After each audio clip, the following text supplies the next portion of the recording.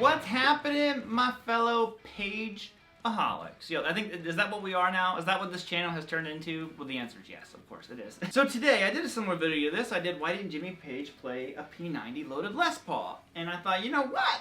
Why didn't he play a ES35 loaded ES335? You know what I'm talking about? So that's what's going in. As always, guys, this is just meant to be a page nerd fest. If you have information that I don't have, or if you want to throw in your opinion, just leave a comment down below. And if you haven't yet, hit the subscribe button. You think I'm going to stop making page videos?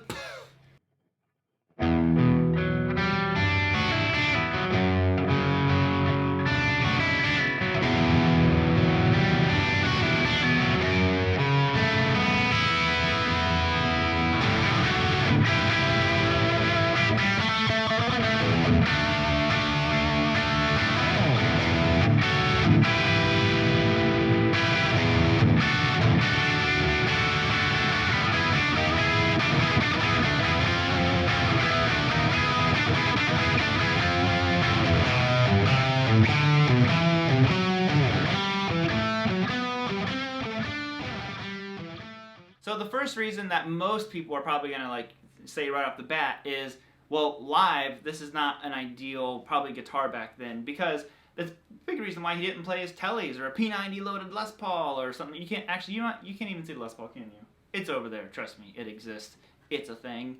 But you know, live, these aren't the best situations. If you ever use P90s live, they howl. Sometimes these guitars are really bad for howling too, and especially back when Page was, you know, in Led Zeppelin playing live, the power was so inconsistent. It's horrible now, but even back then it was even worse. Super inconsistent, going different countries, all that kind of stuff. And I mean, I'm not trying to dog on a 335, but you know, I'm sure a semi-hollow guitar might not have been the best kind of like road dog guitar. You guys can correct me if you think I'm wrong there, but I mean, I think this thing is going to be way more susceptible to climate change. You know, Led Zeppelin playing all over the place. And also, I mean, it's not solid. You know, your case gets crunched. I mean, this thing's gonna just smash. Hulk smash!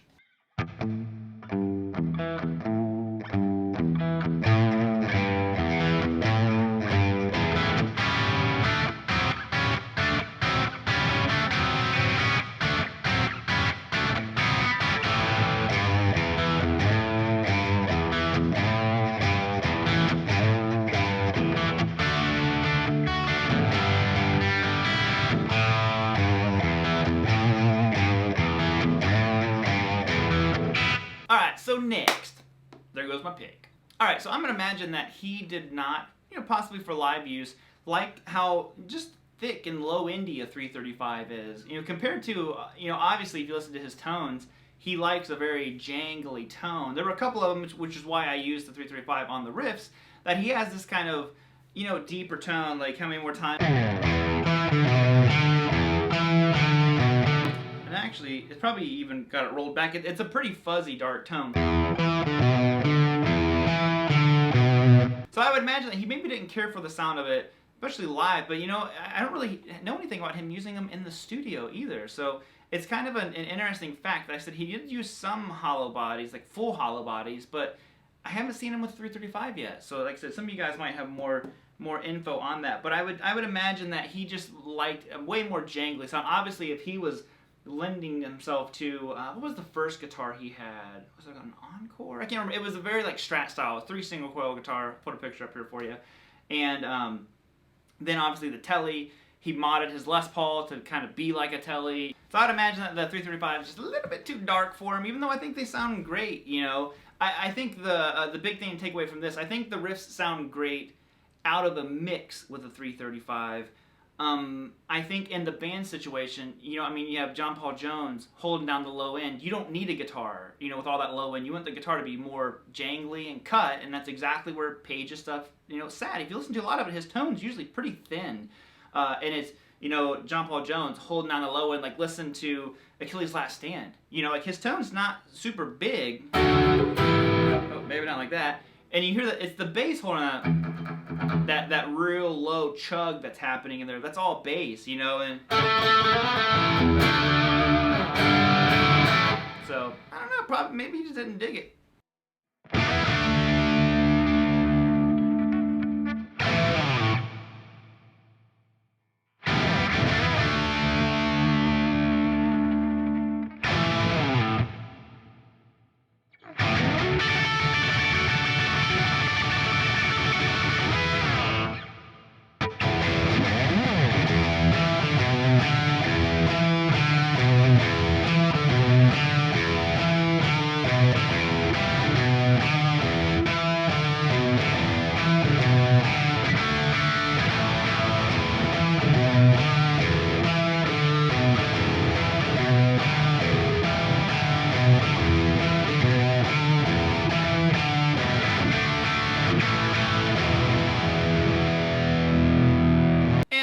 reason I'm gonna leave you guys off with here is I'm just gonna guess maybe he didn't. You know, they do feel pretty different. And the ones back then, I don't know what the necks of a 335 that would have been back in the 60s and 70s. Well, this one's a 79, so if he was playing a 70s neck, he maybe would have dug that. Because I think he shaved down his neck on his number 1, his 59, didn't he? I can't totally remember.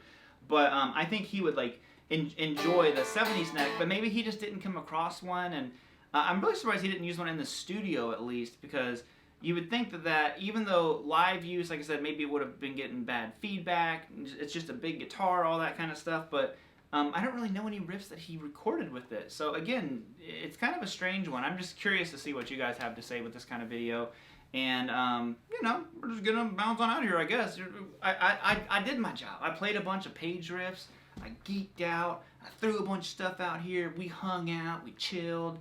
And I think that's where we're going to end it. So, until next time, guys, hope you're all having a fantastic day. Yo, get the lead out always. And until next time, yo, peace! Whoop!